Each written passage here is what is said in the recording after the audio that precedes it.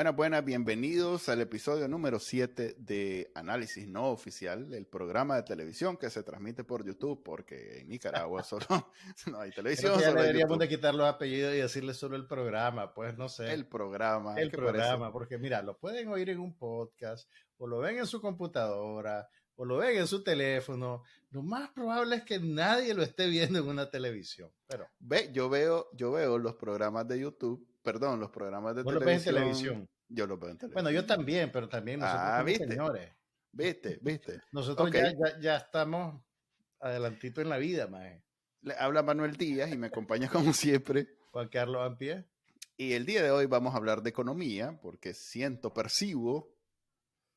A ver, Una perturbación en la fuerza. sí, cuando uno es duro para los números, como lo soy yo y lo es Juan Carlos, eh, uno no tiene más que la percepción sensorial que le dice que algo está pasando, Algo está mal. algo está mal en la Hay economía, menos pero comida en este plato. ¿Por qué sí, será? el huevo ha incrementado su precio. Entonces, como hablamos, y esta viene la parte 2 más adelante, pero Más bueno, adelante, pero vamos a tener la entrevista con el economista Enrique Sáenz para hablar sobre la economía y que nos explique. Vamos a juntar tres mentes brillantes en el tema económico, la hay de él. una con dos mentes. Vamos a Dejémoslo ver en si mentes entre... a secas, con otras dos. Tal vez juntando estas tres mentes logramos sacarle La el buena plato. noticia es que Enrique nos deja bien claro de todo, así que Así es. no se Entonces vamos a hablar preocupen. con él. Una entrevista amplia porque originalmente iba a ser de media hora y digamos que se extendió un poco más. Así que si tenían planes después de oír este podcast, ajusten ahí, vayan ajusten. retrasándolos un poco.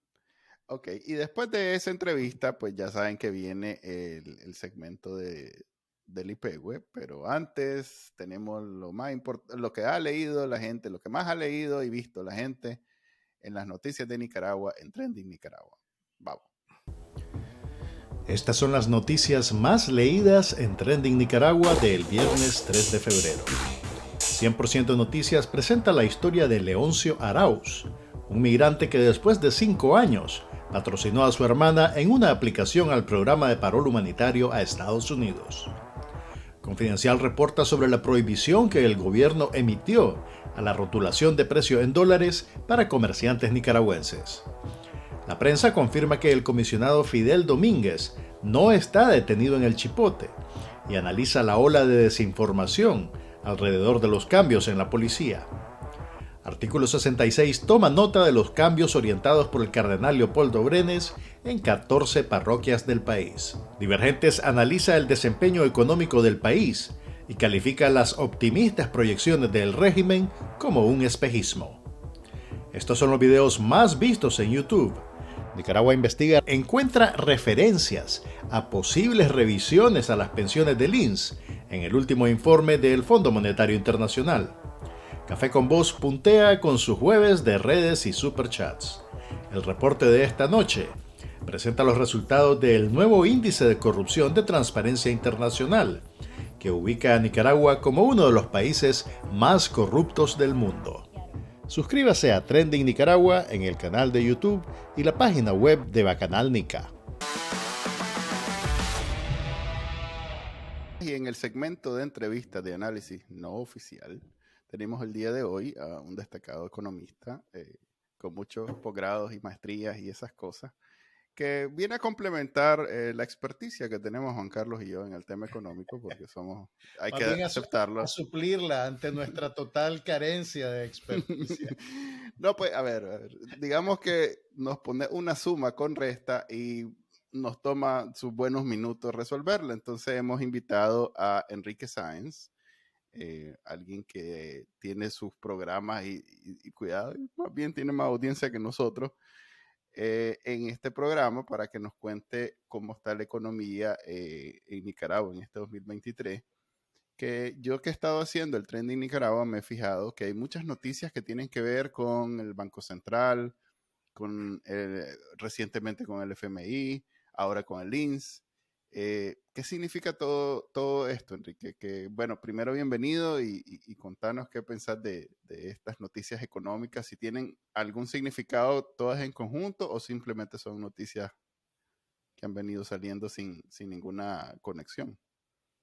Bueno, primero, siempre para mí es grato compartir con ustedes y junto con ustedes también tener una comunicación con la audiencia en un tema que no es porque pues dedique buena parte de mi tiempo a él, sino que me parece que es o el tema o uno de los temas centrales de la vida de las familias nicaragüenses, porque la economía se puede ver desde la perspectiva de las estadísticas, pero como mencioné en una ocasión, la gente no come estadísticas.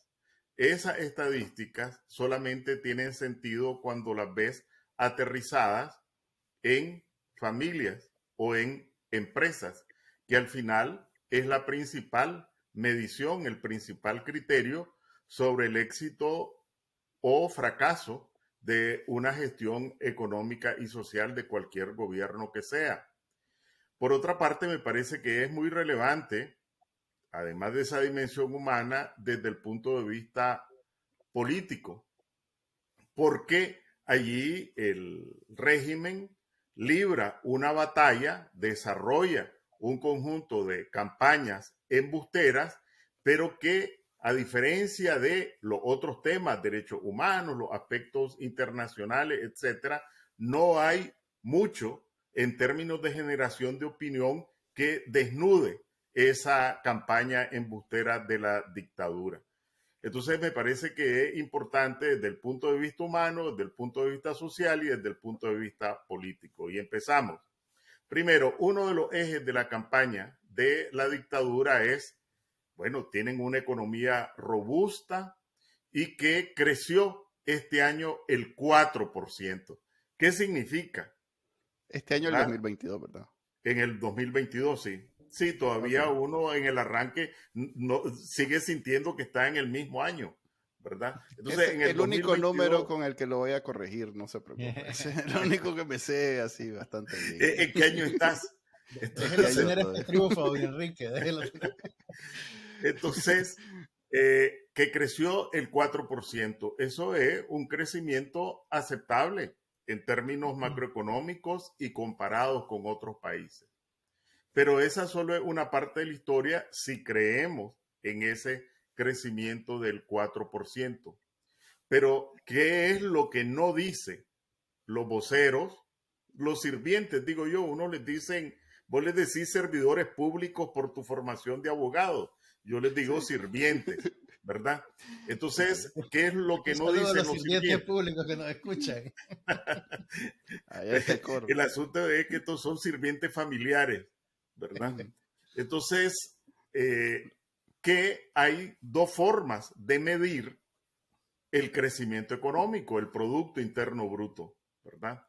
Uno de las bases del crecimiento y de la actividad económica es el consumo, lo que la gente compra, Ujú. ¿verdad? Y la gente ya sabemos, pues compra no solo comida, compra de todo. Entonces, efectivamente, de acuerdo con los registros del Banco Central, creció el consumo a lo largo del 2022 y eso es natural. Si entraron más de 3.500 millones de dólares en remesas, 3.225 de acuerdo con los registros oficiales, pero eso es por los canales formales, bancos y empresas de remesas. Pero ya sabemos que todos los nicaragüenses que viajan, pues Vienen van con el con los paquetito. bolsillos, ¿verdad?, a repartir Sí. y además envían, sobre todo de aquí de Encomienda Costa se llama. sobre todo de aquí de Costa Rica, pues desde colchones, televisores, etcétera. Eso Ujú. es remesa Sí. porque contribuye, pero dejémoslo en la cifra del Banco Central.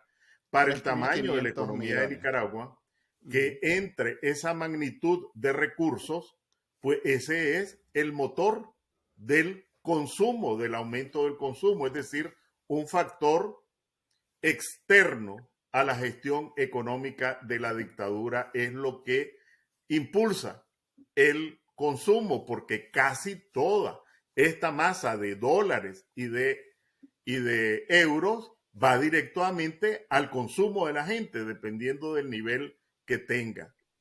Y aquí tenemos la primera aberración. La principal evidencia del fracaso de la gestión económica y social de la dictadura, que son las migraciones masivas que se traducen en el aumento espectacular de las remesas, que es un fracaso en toda la línea, pues aquí sirve para engordar las estadísticas de la dictadura. Pero ahí tenés el primer elemento. Pero Enrique, ese fracaso no es un fracaso que le pase factura entonces a la dictadura, porque ellos fácilmente le dan vuelta y lo presentan como algo, como un resultado de una gestión positiva. Bueno, pero eso para una dictadura embustera, pues alimenta su campaña. Que esa campaña sea exitosa depende de nosotros, porque nosotros tenemos todos los elementos para descuajar esa campaña y mostrar tal cual es como una evidencia del fracaso económico y social de la dictadura. ¿Por qué se han ido casi 400,000 nicaragüenses?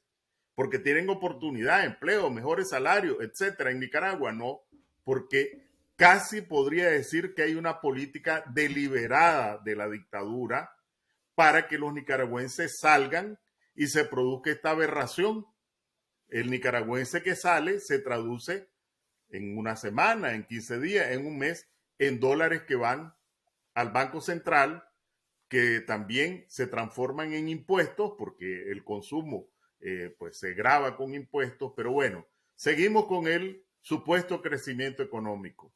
Lo segundo, que también presumen, es de el crecimiento de las exportaciones, que también se traduce en actividad económica, se traduce en ingreso de dólares. Y de ahí, pero cuando uno revisa y compara el crecimiento del volumen, cuánto exportás y cuánto exporta, es decir, cuánto exportás en términos de volumen y cuánto recibí en términos de dinero, uno se encuentra con que este aumento en el ingreso de exportaciones es principalmente debido al aumento de los precios internacionales y no a que tu economía generó mucho más exportaciones. Otra vez, un factor externo, los precios internacionales que determinan que ahora, bueno, los 100 pares de zapatos que vendías, seguís produciendo los 100 pares de zapatos, pero antes lo vendías a $100 y ahora te pagan $110. No hiciste un esfuerzo mayor, tu rendimiento no fue mayor, pero tu utilidad fue mayor. Otra vez, que ese es el segundo elemento de lo que llaman los economistas el cálculo del Producto Interno Bruto por la vía del gasto. El tercero, para ver, cuadrar el círculo, el tercer motor en este enfoque, en este método para medir la actividad económica son las inversiones. Y las inversiones son públicas y privadas. Y los datos del Banco Central, yo aquí le he dicho a ustedes, yo no puedo decir yo tengo mi base de datos, es que de acuerdo con mis proyecciones, es que de acuerdo con mis cálculos, etcétera. Lo único que me pueden criticar a mí es que utilice los datos que ellos proporcionan. Solo me baso en los datos que ellos proporcionan, porque me parece que aunque pueden estar manipulados, son lo suficientemente elocuentes si los buscas como para mostrar los agujeros. Entonces, ¿qué es Además, lo que dice el último informe? Ahí hay un paréntesis. Ellos tienen, a diferencia del tema de salud, por alguna razón no les exigen ser mucho más precisos en los números de salud, al punto que proyectaron por todo este tiempo un muerto de COVID por más de 2 años. En el tema económico, aparentemente, o bueno, es lo que he entendido, les exige, los multinacionales, les exigen llevar cuentas más o menos precisas, ¿no? O sea, Sí, les exigen rendir cuentas aceptables, aunque, como dice usted, puede ser que manipulen donde puedan, pero para poder recibir los reales que reciben, ellos tienen que dar cuentas claras en las publicaciones del Banco Central, y gracias a eso es que podemos hacer esto, yo incluyendo, ¿verdad?, estos análisis muy complejos sobre la verdad detrás de la supuesta mejoría en la economía. Esa es la razón, ¿no? exactamente. Aunque ellos tratan Uh de -huh. retrasar, manipular y esconder, con lo que exhiben, pues ya te da un margen como para decir lo que estamos diciendo, ¿verdad? No es la misma situación en Cuba, por ejemplo, donde ni el Banco Mundial, ni el BID, ni el Fondo Monetario tienen incidencia en darles créditos y a cambio de los créditos que muestren algunas estadísticas. O sea que ¿Cierto? en Cuba la economía está búfala. Ahí sí no hay, Lo no hay que, impedimento para decir que Ahí no estamos en hay a las quien nubes. rendirle cuenta Sí, realmente. aquí estamos tuanis. En Cuba es donde mejor está la economía según el gobierno, así ¿verdad? es, así es. Ok, Entonces, gracias, lo el tercer interrumpí. elemento, decía, son las inversiones. Y el último informe, el más reciente, no el último, el más reciente informe, se refiere al tercer trimestre del año, hasta septiembre. ¿Y qué es lo que Okay. dice ese informe? Que en el segundo trimestre, entre marzo y junio, la inversión pública y privada junta decreció 8%. Y que En en el comparación, tercer trimestre, entre junio y septiembre, decrecieron juntas 9%. Entonces, como decía Pedro Mula, que era un vecino chavalo mío, cuando estaba chavalo allá en Corinto, échame ese trompo en la uña. Entonces, ni el Estado ni el sector privado invirtió, que normalmente el principal motor de una economía normal, porque invierte el sector privado, genera empleo, hay ventas, hay actividad económica. Entonces aquí decayó la inversión pública y privada, pero creció la economía. ¿Cómo explica eso?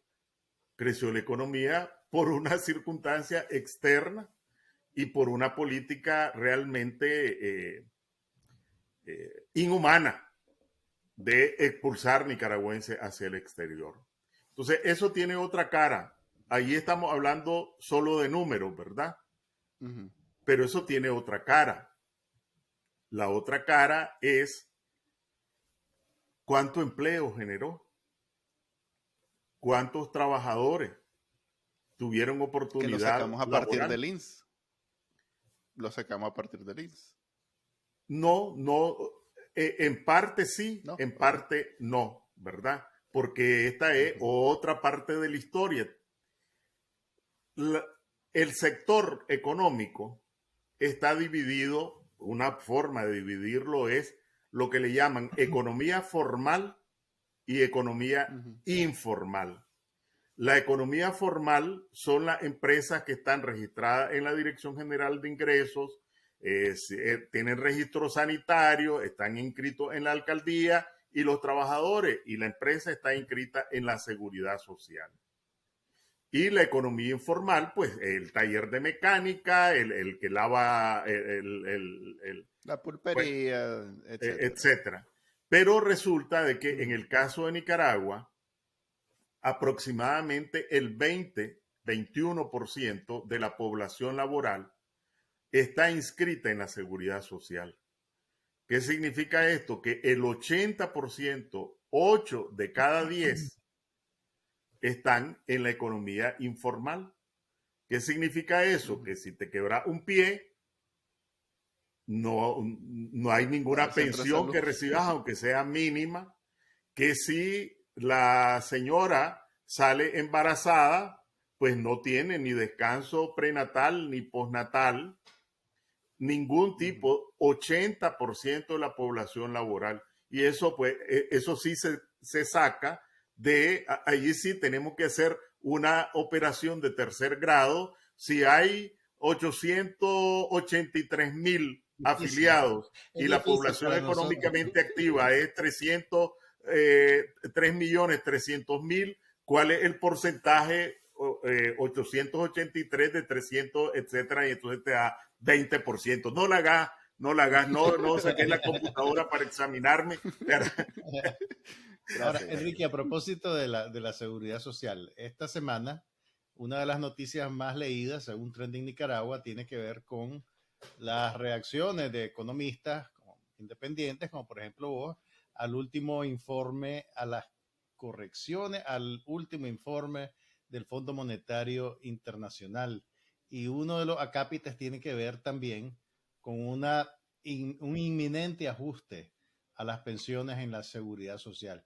Primero, dando una idea general de cómo valoraste vos ese último informe del Fondo Monetario, y quería preguntarte, pues, ¿cuánto tiempo puede pasar antes de que tengan que tocar las pensiones? Porque pareciera que eso va a suceder sí o sí.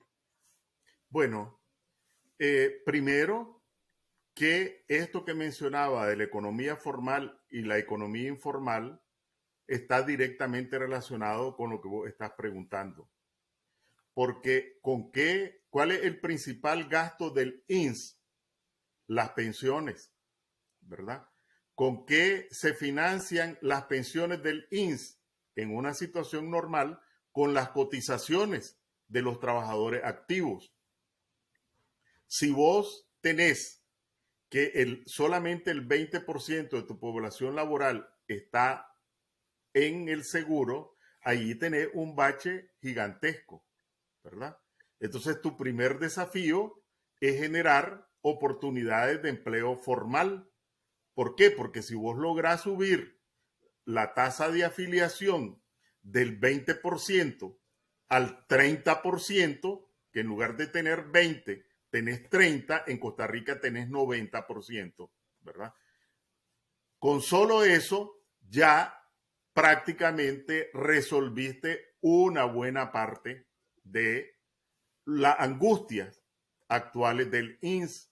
Pero esto que estás diciendo es otra evidencia del fracaso de la gestión económica y social de la dictadura, que no ha generado suficiente empleo formal para que aumenten las cotizaciones del INS. Pero también, ¿por qué aumentan las cotizaciones del INS? Ya te voy a responder. Pero me importa muchísimo que la gente entienda. ¿Por qué pueden aumentar? Porque aumenten los salarios. Pero aquí tampoco han aumentado los salarios, sino que entonces el INS, ni por la vía de salarios, ni por la vía de cotizantes, aumenta sus ingresos, que es una evidencia del fracaso de la gestión económica y social de la dictadura. Pero hay otra cosa que hay que recordar, y me van a perdonar, que en el 2014 hubo unas reformas al INS, pero que pasaron de noche, porque la acordaron con el COSEP, la anunciaron el 21 de diciembre, el 22 de diciembre salía todo mundo de vacaciones y cuando volviste el 5 de enero, eso era periódico de antier, ¿verdad? Y allí modificaron, y estas son las heridas internas que sangran, pero vos no te das cuenta que tenés una hemorragia interna. Entonces allí modificaron principalmente la fórmula de cálculo de la pensión. Y entonces Manuel decía, a mí me faltan 30 años para pensionarme, ¿verdad? Entonces eso el cambio en la fórmula no tiene, pues, no le hago sí caso. me di cuenta. No, ¿Ah? Miren lo que iba a hacer yo era vivo. Iba a ser, yo pagaba mi propio INS porque siempre he sido auto empleado. Entonces tenía mi cálculo que pagaba el mínimo porque uno es bandido siempre, en todos lados. Entonces sabía que en algún momento me iba a subir el salario que yo me pagaba para poder subir la eventual pensión, lo cual es la ley. O sea, yo iba, todo esto es legal, pues, no estoy haciendo nada ilegal. Entonces, con ese cambio, eso se fue a la porra.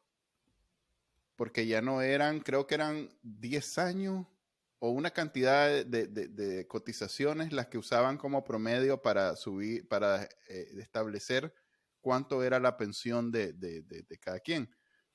Y lo hicieron parejo, pues que eran más tiempo. Entonces ya eso no tenía sentido. Bueno, entonces, así es, ¿no? Eso, así es. Modificaron la fórmula de cálculo de tal manera que hasta que llegaras, pero claro, el que tenía 55 pegó el grito cuando llegó a los 60, ¿verdad? Pero ya no había nada que hacer.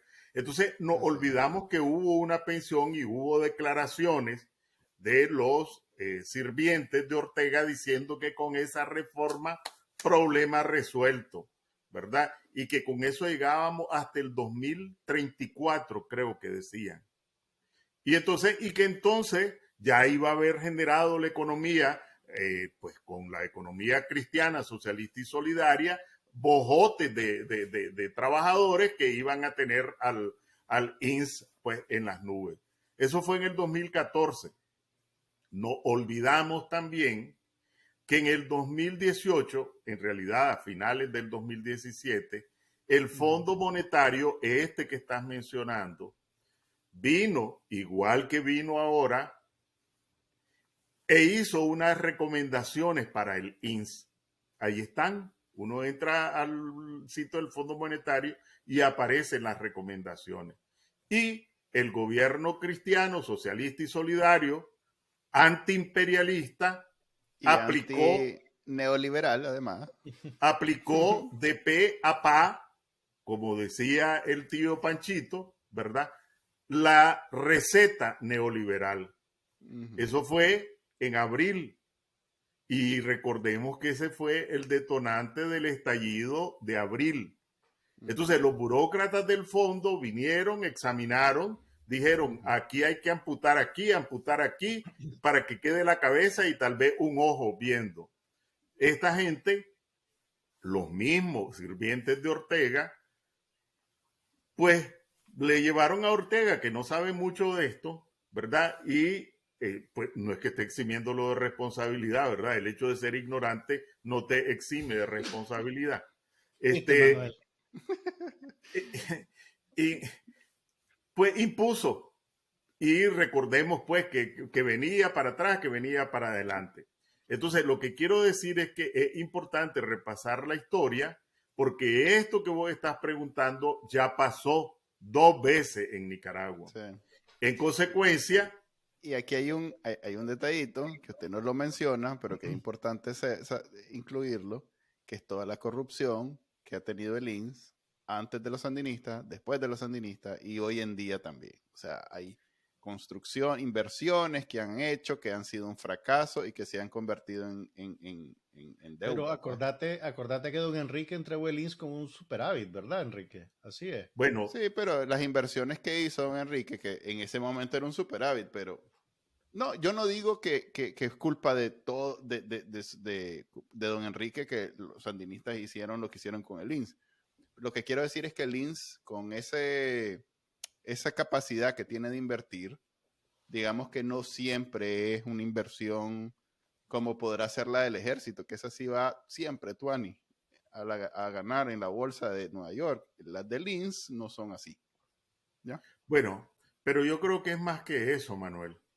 Es decir, y rápidamente porque también ustedes me tocan una tecla y me hago inmediatamente me tocan otra y todavía no he terminado de respirar y ya pero bueno, voy con lo del INS ahora. Lo llevamos al botiel, mira. Efectivamente, don Enrique dejó el INS con superávit.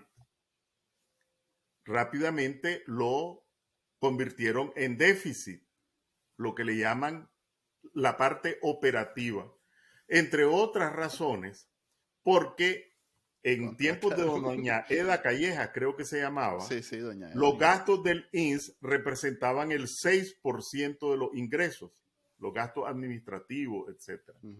Con el gobierno de Ortega pasaron a representar el 12%. Y esto tiene que ver despilfarros, supernumerarios, paramilitares, rotonderos, etcétera. Pero además aumentaron los salarios y el personal directivo, ¿verdad? Entonces, eso se llama despilfarro. Podríamos llamarlo corrupción, pero despilfarro. Pero además, empezaron, y también es importante refrescar la memoria, ¿verdad?, a repartirse las reservas técnicas del INS, el dinero esto que medio había escondido Manuel, pero que de todas maneras pagaba. Sí. ¿Y cómo? Pues sí, lo pagó. Bueno, vos lo dijiste, yo no. No, pues sí, pero era... Bueno, No me, entonces, no me Lo mismo que exponga dice aquí. Donald Trump cuando le preguntan por sus impuestos. entonces ¿qué Sí. empezaron a hacer? A repartirse créditos como que si fuera un banco. Y ahí están dos casos que además son públicos. Uno es el edificio que está ahí por la rotonda Rubén Darío, que todo el mundo lo ve. Yo creo que es el edificio más alto de Nicaragua, ¿verdad? Y entonces, ¿qué hicieron? 3 zánganos, pero esto no, ese es el que está a la vista, lo hicieron con otras, ¿verdad? Y entonces agarraron, les daban un crédito $4 millones para construir un condominio. Y entonces se ganaban $1 millón, hacían la construcción, no importaba la rentabilidad y como estaban coludidos, ahí te dejo el cajón, me voy con mi $1 millón de ganancia y lo que te di de coima y vos te quedás con el cajón pero sin los reales.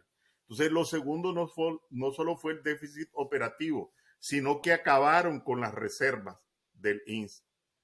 No hay cuenta allí qué pasó, pero antes se reflejaban cuánto rendían, ¿verdad? Porque compraban bonos, tenían depósitos bancarios, etcétera. Eso se acabó, que eso es lo segundo que también hay que tenerlo en cuenta, el despilfarro y la corrupción.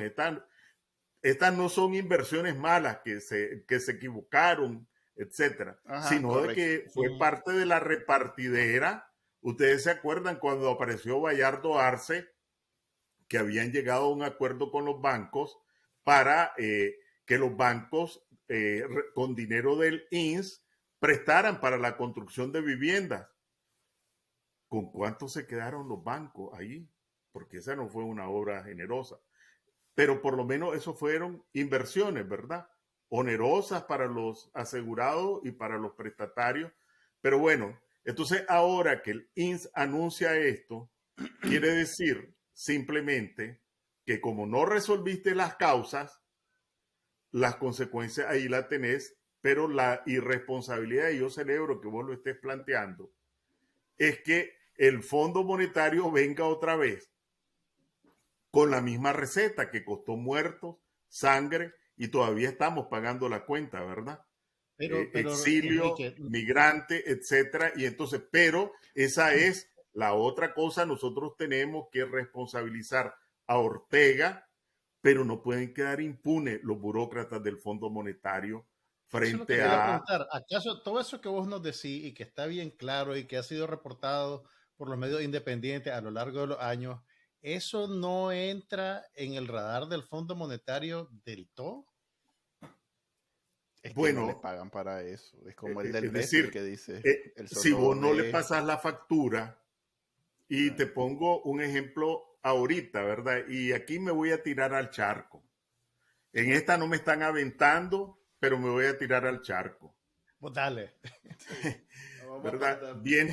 Viene una misión del Fondo Monetario en noviembre, emiten un informe preliminar y el informe dice que celebran los avances en materia de lucha contra la corrupción de la dictadura.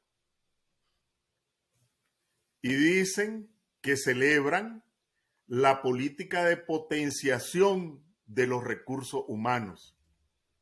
Escribí un artículo que decía, Vaya. ¿cómo pueden estos burócratas venir a hablar de potenciación de los recursos humanos cuando clausuraron o estatizaron universidades privadas y tener más de 300,000 nicaragüenses en el exterior. Esa es política exitosa. Y celebran que el gobierno hubiera establecido una plataforma para que los funcionarios públicos presentaran las declaraciones de probidad. En ese artículo que publiqué, lo que decía es cómo, de qué mundo vienen. Si eso tiene más de 20 años, tanto tiene que Ortega, su última declaración de probidad fue en el 2006, para nunca presentar. ¿Por qué no van a preguntar por las declaraciones de probidad de Ortega? ¿Están en algún lugar esas declaraciones? ¿Ellos las vieron? Uno las tiene que presentar en la Contraloría al tomar posesión del cargo y al salir. Pero el FMI las vio. Bueno, pues no sé, ¿verdad? Pero cuando llegó al directorio, por lo menos esa parte se la quitaron, ¿verdad? Esa parte. Pero lo que quiero decir es lo siguiente. Sí, hay sanciones por corrupción de la Unión Europea, de Gran Bretaña, de Estados Unidos, etcétera. Y entonces, y hay declaraciones y el Departamento del Tesoro, etcétera. Y entonces, ¿cómo vos por un lado le pones sanciones por corruptos, pero por otro lado, tu representante, porque ahí son representantes gubernamentales, tu representante reconoce avance en corrupción? Entonces, ¿quién tiene la razón? O son injustas las sanciones que estás poniendo, ¿verdad? Porque tu representante en el fondo reconoce, o habla en serio, ¿verdad? ¿Cuál es tu política en realidad? Y solo no sé si me estoy explicando con lo que estoy diciendo. A propósito de los avances en corrupción, esta semana Transparencia Internacional presentó su último informe y Nicaragua subió, o más bien bajó. Premio tenemos ahorita. Y es uno de los países más corruptos del mundo y el más corrupto de Latinoamérica, solo detrás de Venezuela y Haití. Así que ojalá alguien le haya mandado una copia de ese informe a la gente del fondo. Porque en realidad el más corrupto de Centroamérica, que ya es decir bastante, ¿verdad? Sí, con Guatemala, con El Salvador, Honduras. Sí, con un expresidente que murió enjuiciado, otro que está encarcelado, dos, en el caso de El Salvador, refugiados en Nicaragua, ahora nicaragüenses, uno hondureño que murió en una cárcel en Estados Unidos, otro que lo vimos esposado, en el caso de Guatemala, otro tanto. Entonces, ya es bastante decir que el régimen de Ortega sea el más corrupto de Centroamérica, para agachar la cabeza y meterla, aunque como nosotros no tengamos nada que ver con eso. Dicen en los medios oficialistas, gracias al comandante y la compañera. Sí, sí. Pero, don Enrique, yo no me quiero ir porque estamos haciendo las entrevistas de 40 minutos máximo, pero bueno, nos vamos a extender lo que usted quiera, eso no es problema. Pero no me quiero ir sin su propio programa, porque ahí no lo están molestando con eso. Ahí nadie lo está interrumpiendo. Pero yo es quiero sabroso. Saber... Ustedes que saben de eso, ¿verdad? Es sabroso porque uno se despacha hermoso, ¿verdad? Sí. Pero bueno, estoy aprendiendo. Ok. Estas disposiciones del Banco Central, la de no presentar, de no usar los precios en dólares, la de poner el dólar a la par del Córdoba, o de detener pues el cambio del Córdoba, ¿son indicativos de algo? ¿Usted qué sabe de eso? ¿Puede oler lo que viene o son para entretenerse mientras la economía termina de quebrar? ¿Están haciendo esas locuritas? Bueno, yo siempre me esmero en ver detrás de cada medida económica qué es lo que pasa con los frijoles y las tortillas y el queso de la gente. Entonces, lo primero que hay que decir, que hace alrededor de 3 años, la tasa de devaluación era de 5% anual.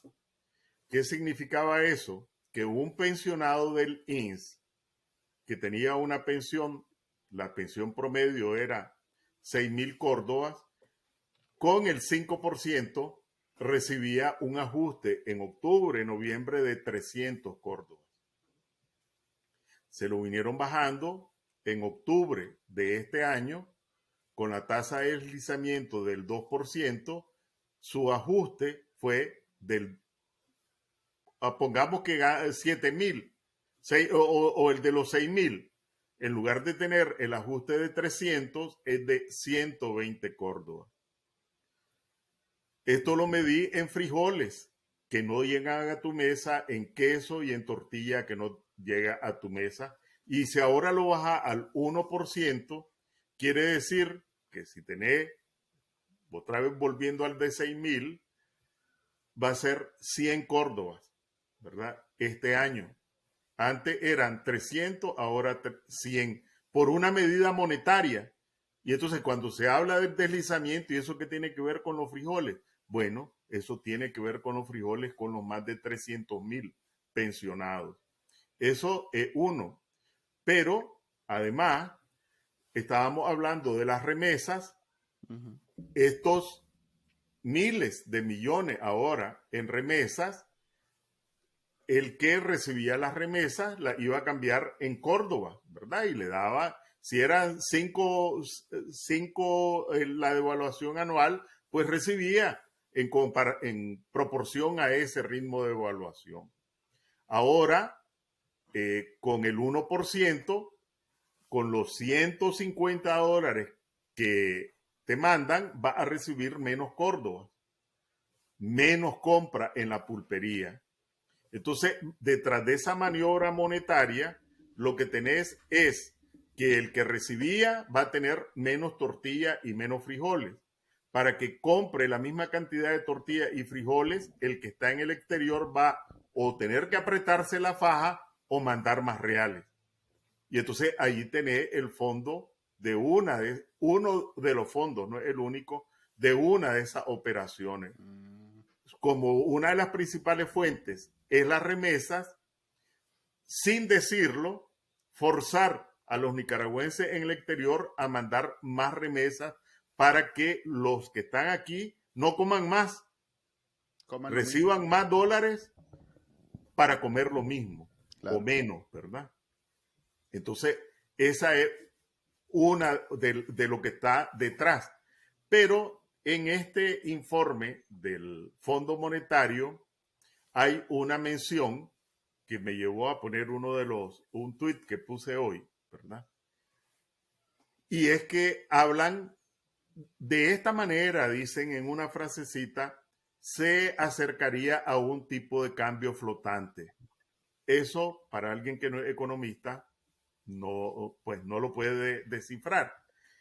Y es cambiar la política monetaria de devaluación por una política cambiaria de tipo de cambio flotante. Pero eso lo vamos a ver después en la otra invitación. Lo que quiero decir es que la economía de Nicaragua, y esto me llevó a recordar, y sobre todo para los más jóvenes, que en los 90, ¿cuántos años tenías vos, Manuel? 7 años en los 90. Favor que me no me lo digas, me lo decís después. Lo que quiero decir es que al final de ya me echaba desodorante, así lo voy a dar. Bueno, en 1990, Panchito Mayorga, que era el presidente del Banco Central, apareció, y me acuerdo que se venía bajando del avión con un maletín. Aquí vienen, decía, aquí vienen. Los Córdoba Oro. El Córdoba Oro, ¿verdad? Sí, que sí, era, bueno, con eso se iba la economía a la para par adelante. del dólar. Uno por uno, ¿verdad? Y entonces él explicaba por qué, ¿verdad? Con toda la labia que tenía, ¿verdad? Entonces, 1 por 1, Córdoba Oro. Bueno, más o menos pasó menos de 2 años, ¿verdad? Menos de 2 años. Cuando se produjo una devaluación de 1 a 5 de una vez, de $1, un Córdoba por $1 a 5 Córdobas por $1. Ese guasmazo para las familias, para las empresas, fue una puñalada, ¿verdad? En términos económicos y sociales, ¿verdad? Pero Panchito, pues ya nadie se acuerda de eso. del Córdoba Oro. Entonces, un poco me recuerda ese episodio, y ya a esta edad, uno de los vicios que uno tiene es recordar, ¿verdad? Traer experiencias anteriores. Porque si vos tuvieras una economía efectivamente rebosante de actividad económica, etcétera, pero si tenés una economía, como lo hemos explicado, que depende de factores externos, y entonces por X razón se desploman los precios del café, del oro y de la carne, ¿y qué vas a hacer? Y ahorita estás diciendo, tengo tantos de remesa, cuando de vos no dependen los precios internacionales. Depende de Irán. Bueno, 15 años, 16 años tienen de estar viniendo los iraníes y firmando acuerdos y en el pastel, ¿verdad? No puedes decir nada. Que acuerden algunos canales para que la mafia en el poder trasiegue capitales escondidos porque la economía de Nicaragua no lo absorbe, ese es otro negocio y esa es otra pregunta, pero para la próxima. Entonces, lo que quiero decir es que es una economía que no tiene autosustentación como para mantener casi un dólar, un Córdoba 1 por 1, ¿verdad? Entonces, creo yo que es una medida irresponsable que no tiene la más mínima piedad del impacto que tiene, que está más por inspiración política que por racionalidad económica, y que celebro muchísimo que me hayan invitado para por lo menos colocar un granito de arena en que la gente entienda que detrás de todos esos malabares estadísticos y de números, al final eso se ve en menos frijoles, menos arroz, menos queso, menos tortilla, y esto no es una metáfora, ¿verdad? Y voy a cerrar con esto. No, si todavía no nos vamos, todavía tengo preguntas bueno, que hacerle. yo ya le estoy viendo que en cifras oficiales, la inflación fue del 12%. ¿Qué es la inflación? El aumento de los precios promedio generales de una economía. Los repuestos, la gasolina, las tortillas, etc. Pero eso no tiene que ver directamente con la gente. Lo que tiene que ver ya más directamente con la gente es la canasta básica, porque en eso es lo que gastas. No todos compran repuestos, no todos compran fertilizante para la plantita de tu jardín. De acuerdo con el gobierno, la canasta básica se elevó en 17% el costo a lo largo del año. 17%. Okay. Y el componente de comida, solo la comida, creció en 22%. Este cálculo sí, pues lo que hice es cuánto valía en diciembre, cuánto valía en diciembre del 2022, resté y le saqué el porcentaje otra vez. En eso sí soy experto. Okay. Y esos son igual esos números que ellos publican. Bueno, claro, sobre los números que ellos publican, cualquiera puede ir a ver al INIDE los datos de la canasta básica. 22%. Y ahorita la alaraca, y por eso digo que es importante y yo creo que no es difícil de entender, el pueblo presidente y el presidente de los pobres anunció un ajuste para los trabajadores del Estado del 5%. Y qué maravilloso este presidente, ¿verdad? 22. ¿Y quién le puede decir a este presidente que 5%? Y de ahí, pero vos me decís que solo la inflación fue 12%, pero vos me decís que solo la canasta básica fue 17% y que solo la comida fue 22%, me lo decís vos. ¿No será que me estás sacando la lengua con esa campaña diciendo de que yo tengo que agradecerte el 5%? Agradecer que no es peor. Entonces, pero es parte de la obligación que tenemos. Y entonces el gran acuerdo, ¿verdad? En las zonas francas, a 8%. Y si yo estuviera en los zapatos de una trabajadora de la zona franca, digo, peor es nada, ¿verdad? 8%, peor es nada. pero la obligación nuestra es de decir, sí, peor es nada, ¿verdad? Pero en realidad lo que tenés, lo que te corresponde, es por lo menos el 12%, si no el 17%. Y para cerrar este capítulo, y no es que ya me quiero ir, Okay. vienen las negociaciones del salario mínimo. En el 2007, la bancada del frente, etcétera, etcétera, la ley del salario mínimo. ¿Qué dice la ley del salario mínimo?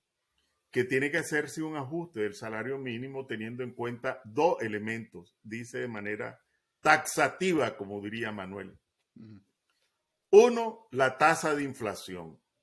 Y dos, el crecimiento económico. Aquí sí esto es de primer grado, ¿verdad? Tasa de inflación. Me decís que tasa de inflación es 12%. Ahí está perfecto.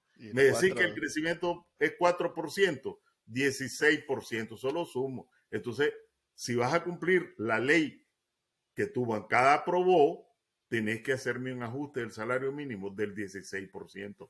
Vamos a ver, van a salir entre el 5 y el 8. Y eso que el sector privado no está participando en esas negociaciones. Claro. Pues, así es. Aunque en el último discurso de Daniel Ortega, y eso no sé cómo interpretarlo, tal vez usted tiene ahí alguna interpretación, como que disculpó o justificó a los banqueros su participación en, en los paros que hubieron a partir del 2018, diciendo que fue por una presión del imperio que los obligó a participar, pero que ellos no querían participar en el golpe de Estado. No sé cómo interpretarlo, o sea, está abriendo la puerta para, miren, estamos anuentes a la conversación que no hemos tenido desde el 2018, hablemos, o es la excusa para después cerrar algún banco o fregar algún banco diciendo vos participaste en el golpe de Estado, ya sea por presión o por lo que sea, pero participaste. No sé cómo interpretarlo. Bueno, yo no sé si participaron, ¿verdad?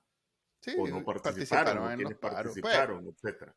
dicen Pues no que como sé. no llegaba nadie y que entonces no llegaron los empleados, entonces ellos cerraban temprano. Pues siempre Bueno, buscaban la manera de no ser multados porque entiendo bueno, que la multa es seria.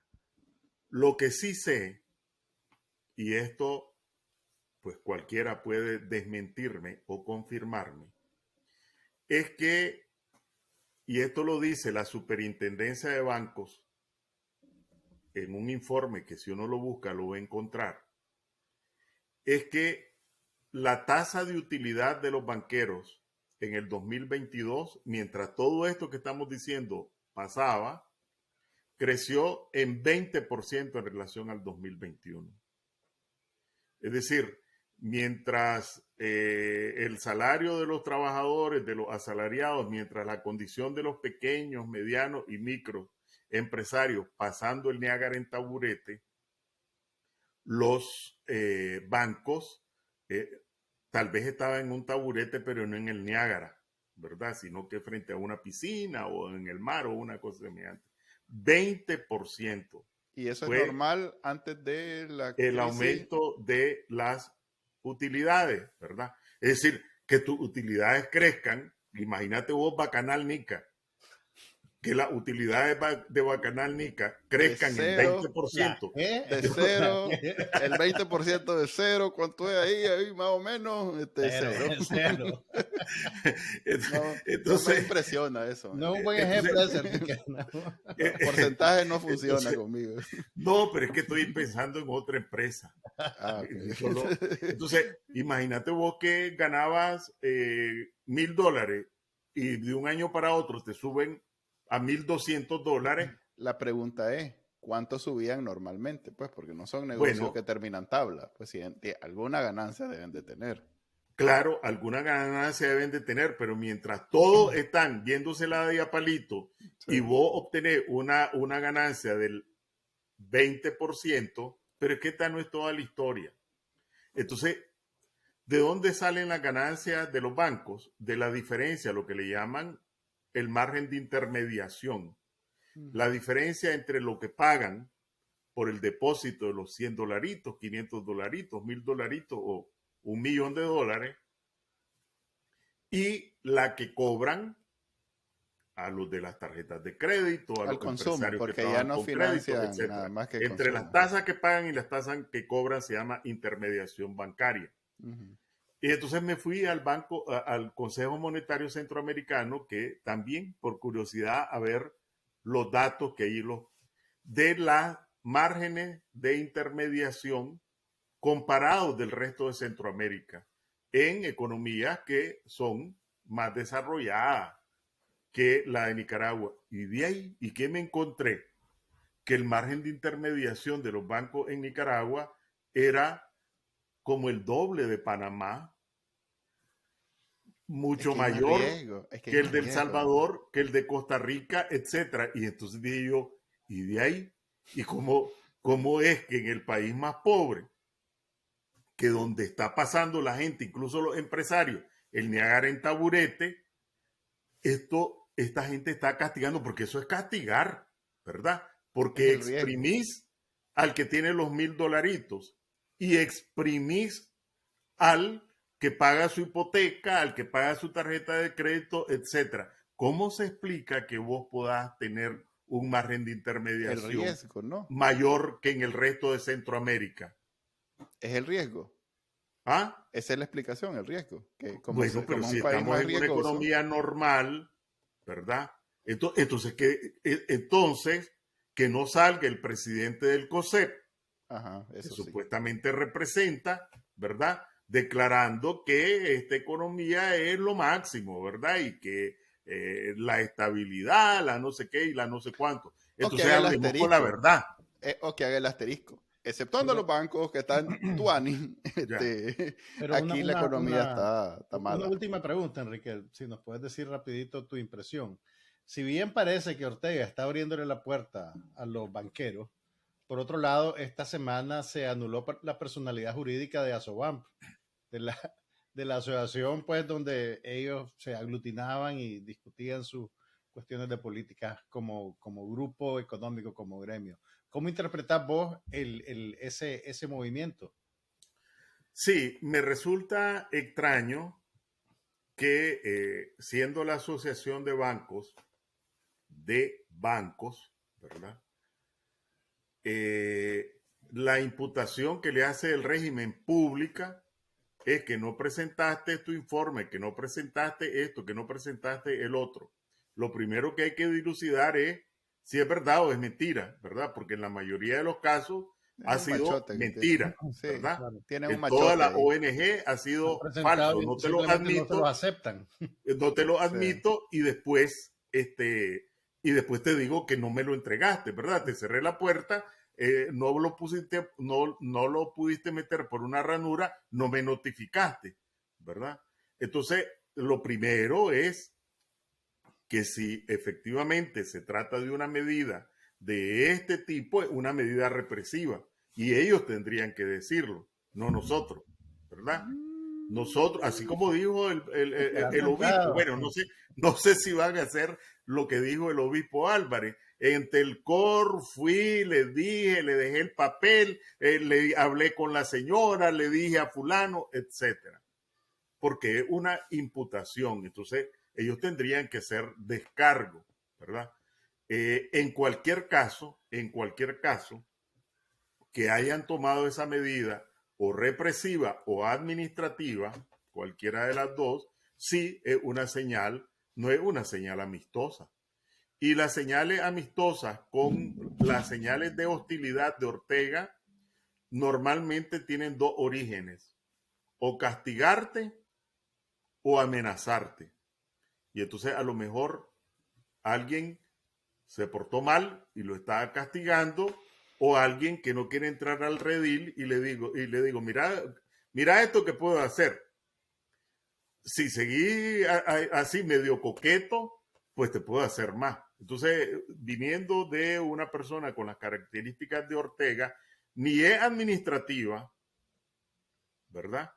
Porque, pues... No necesita explicar por qué sí Daniel Ortega. Pues, sí. No, estamos sí. claros.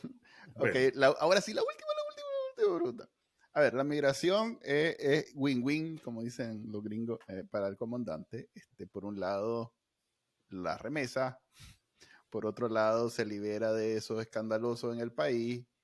Y en tercer lugar, y lo que más le encanta a él, es que sea un problema para Estados Unidos. Porque la mayoría de los que se van de Nicaragua se van a Estados Unidos. Tendrá que ver lo que hizo el Banco Central en esta semana pasada de incorporar el IBAN, el número IBAN en los bancos como una medida de un día para otro. Pues a mí me pareció, para Nicaragua sobre todo, una eficiencia inusitada totalmente, porque yo me metí a mi cuenta del banco al día siguiente que salió la noticia y ya estaba el gran número, pues. Eso es, supongo yo, por eso le hago la pregunta, para que arrasar el camino para que las remesas sigan fluyendo sin fricción, pues que vengan aceitaditas y que no haya ningún problema, y que si podemos bajar la comisión de los bancos, como la comisión de los bancos a ellos les vale, o la de las remeserías estas como Western Union y los demás, mejor todavía, porque ese es el futuro de Nicaragua, pues sobrevivir a partir de remesas. ¿Cómo lo ve? ¿Tiene que ver o no necesariamente? Sí, como vos decías, esto hay que verlo en conjunto, ¿verdad? No son acciones aisladas. Tampoco es aislado, que a mí me ha llamado la atención, que el presidente del Banco Central se reúna con ONGs para explicarle los éxitos, vaya a la asamblea a explicarle los éxitos en enero. Qué cosa más extraña, ¿verdad? Está en una labor de persuasión en primer lugar a su vendiendo seguro pajaritos preñados. Entonces, sí creo, lo veo como vos, cualquiera que esté familiarizado con cómo operan los bancos a nivel internacional, esto del IBAN o IBAN es parte de... Es más, a mí me sorprendió porque yo pensaba que eso en Nicaragua pues estaba instalado porque es una cuestión de normalidad, por así decirlo, en las operaciones para las transacciones internacionales. Me llamó la atención y más bien me preguntaba por qué es que no lo habían, si era una cuestión elemental, ¿verdad? Es de operación internacional de los bancos. Obviamente va dirigido, pienso, igual que vos, en la dirección para facilitar este tipo de... facilitar, finalmente, yo creo que el tema de las remesas se está convirtiendo en la principal política macroeconómica y la principal política social de la dictadura. Una aberración, ¿verdad? Pero le sirve en términos macroeconómicos, le sirve en términos sociales, le sirve en términos políticos, porque pues todo el malestar, el subempleo, el empleo precario, lo saca, pero para Nicaragua del presente y del futuro es una herida en las entrañas. Sí. Ok, ahora sí, vamos a concluir en una hora cerradita. Eran media hora y nos fuimos al doble. Sí, bueno. No, pero además se nos quedaron temas, ¿verdad? Sí, está pendiente el tema. ¿Por qué jodido el colón al lado del dólar es súper más alto que el Córdoba a estas alturas todavía? O sea, pronto en la segunda parte. En la siguiente edición de Análisis No Oficial con don Enrique Sáenz vamos a conocer por qué pasa eso, qué hay detrás de ese fenómeno. Pero además tampoco hablamos de política. A mí, y de ahí yo terminé siendo economista, ¿verdad? Bueno, me formé como economista, pero a mí me gusta hablar de política. Y entonces todo el mundo solo me mete a los números, etcétera, etcétera. Hablemos de política en la próxima. Víctima de tu éxito, Enrique. Sí. Es como cuando a mí me invitan a hablar de internet, viera cómo me encanta eso. Ok, así lo vamos a dejar el día de hoy. Gracias, don Enrique. Y a la gente igual, un gusto. Okay. Bueno, eso fue la entrevista con Enrique Sáenz. Espero hayan quedado claros de por qué Nicaragua está en una crisis económica que se produce luego la migración o antes la migración. En fin, creo que No, ya quedó claro, no enturbie la agua, por favor. ese es un caso clásico de el huevo y la gallina que nos lleva al segmento de Seguimos traumatizados por el precio del pollo y el huevo. el huevo vuelve, porque va a ser nuestro segmento de el IPW, el último del programa, en donde vamos a volver a retomar por qué carajo el huevo está más caro. Y resulta que en Costa Rica hay un virus que obligó, digamos, al gobierno de Nicaragua a ordenar el cierre de la importación de productos avícolas desde Costa Rica. Y si toman en cuenta que en Estados Unidos también hubo un brote de fiebre aviar, creo, que ha afectado los inventarios de gallinas ponedoras y de pollo para el consumo humano, tenemos una tormenta perfecta que va a hacer que el encarecimiento del pollo y el huevo continúe por tiempo indefinido. Fíjate que en mi cajilla, en la última que compré, no sé si te ha pasado, pero bueno, cuando vos metes la cajilla de huevos a la refri y un huevito viene quebrado, no sé. Tienes que chequear antes de agarrar la cajilla, maje. Okay. Bueno, yo tengo no sé. para mí es más fácil porque compro por docenas, pues porque no tengo el ejército que tenés vos. Por mayor. en mi gran cajilla de como 24 huevos. No la puedes abrir. Bueno, es que las meten como en una manga, entonces no puedes chequear fácilmente. Yo solo la meto. En fin, venía un huevito quebrado y hoy que saqué para hacer y vi que estaba quebrado. Es que no es quebrado, es como rajadito. Te lo comiste, igual te lo comí. No me lo he comido. Antes lo botaba, ahora dije, a la hora de la necesidad tal vez me resuelva, así que ahí lo dejé. Tal vez lo ocupo. Bueno, porque no te lo comas un día que hagamos podcast, porque no vaya a ser que te intoxique. Sí, no, eso es lo bueno de que solo sale de la panza para arriba, porque aquí abajo viera que podría estar en una vacinilla y nadie sabe. Ese entonces va a ser nuestro comentario el día de hoy. Espérate, pero hay un tema sensible alrededor de esta crisis sí, claro, del pollo y el huevo. Que en realidad es lo que nos quita el sueño, pues, porque podemos no comer huevo frito un tiempo, pues, ¿verdad? Ni modo. Pero nos lleva a una crisis que probablemente afecte a mucha gente en Nicaragua, unas 2, 3, que es cómo irá a afectar esta disposición y estos precios del huevo al ídolo juvenil del momento, Juan Caldera. Juan Caldera, conocido por ser el gran empresario distribuidor del pollo solidario, que por cierto, recuerden que el pollo solidario era importado de Estados Unidos, era un pollo imperialista. Es un pollo imperialista. Entonces, el imperio, en su plan de destruir todas los emprendimientos revolucionarios, todos los gobiernos revolucionarios les da el pollo más barato por alguna razón. No traten de identificar por qué eso es contradictorio, porque solo escuchando los discursos de Daniel Ortega uno entiende esas contradicciones. Pero de Estados Unidos introducían productos avícolas de menor precio, a pesar de ser más grandes, porque aquí todo viene inyectado de hormonas. Ya la vez pasada hablamos cómo el huevo que compro yo no es igual al huevo que compra Juan Carlos. Es de gallinitas robots el de Manuel. Sí. Mis gallinas son más fieras, son transgénicas. Por cada gallinita que compra Juan Carlos, yo compro una que es el triple. Compra 10, una cosa así. Sí. Pero bueno, estamos preocupados por la economía de Juan Caldera, pues, ante estos nuevos acontecimientos, pero nos tranquiliza saber que tiene su carrera musical para soportar, para ayudarle a navegar, digamos, la estrechez económica.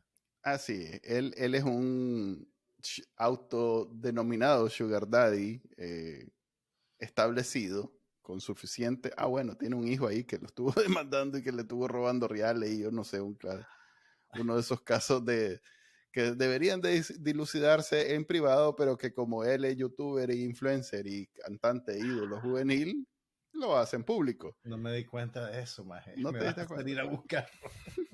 No lo busques. Sí, nada que ha hecho Juan Caldera debería ser visto o buscado por nadie, pero tiene sus fans, no lo neguemos. Y ahorita deben de estar preocupados por la economía familiar del gran rey del pollo solidario. No tardan en hacer un GoFundMe. No, esas cosas en Nicaragua no funcionan para los sugar daddies. Es complicada, sobre todo con lo que hablamos de la economía, que ahorita estamos en un proceso transitorio hacia, en fin, ahí vean la entrevista que tuvimos con don Enrique. Ahí lo vamos a dejar. Están viendo el programa lineal, ya la vieron, Manuel. Por eso, sí, ya la vieron, perdón. Ya pasó. La magia de la televisión. Vamos a poner una pantalla verde aquí atrás y vamos a hacer cosas como, como Chespirito. Me siento aludido.